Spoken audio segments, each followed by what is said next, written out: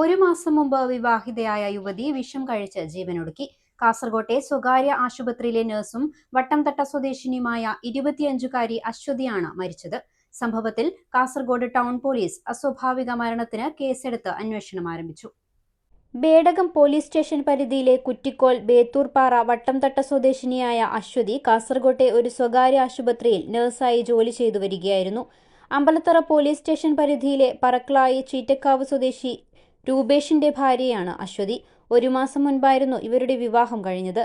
കഴിഞ്ഞ മെയ് 18-നാണ് കാസർകോട്ടെ താമസ സ്ഥലത്ത് അശ്വതിയെ വിഷം കഴിച്ച് അവശനിലയിൽ കണ്ടെത്തിയത്. നില അതീവ ഗുരുതരമായതിനാൽ പ്രാഥമിക ചികിത്സയ്ക്ക് ശേഷം അശ്വതിയെ പരിയാരത്തുള്ള കണ്ണൂർ ഗവൺമെന്റ് മെഡിക്കൽ കോളേജ് ആശുപത്രിയിലേക്ക് മാറ്റുകയായിരുന്നു. ഇവിടെ തീവ്രപരിചരണ വിഭാഗത്തിൽ ചികിത്സയിലിരിക്കെ വ്യാഴാഴ്ച രാത്രിയോടെയായിരുന്നു അന്ത്യം സംഭവിച്ചത്. സംഭവത്തിൽ കാസർഗോഡ് ടൗൺ പോലീസ് അസ്വാഭാവിക മരണത്തിന് കേസെടുത്ത് വിശദമായ അന്വേഷണം ആരംഭിച്ചിട്ടുണ്ട്. നവവധുവിന്റെ ആത്മഹത്യയിലേക്ക് നയിച്ച കാരണം എന്താണെന്ന് ഇതുവരെ വ്യക്തമായിട്ടില്ലെന്നും എല്ലാ വശങ്ങളും പരിശോധിച്ചു വരികയാണെന്നും പോലീസ് വൃത്തങ്ങൾ അറിയിച്ചു. News 14 live, Kasaragod. Start your journey with confidence. GTech Education. Fatima Arcade, opposite New Bus Stand, Kasargod.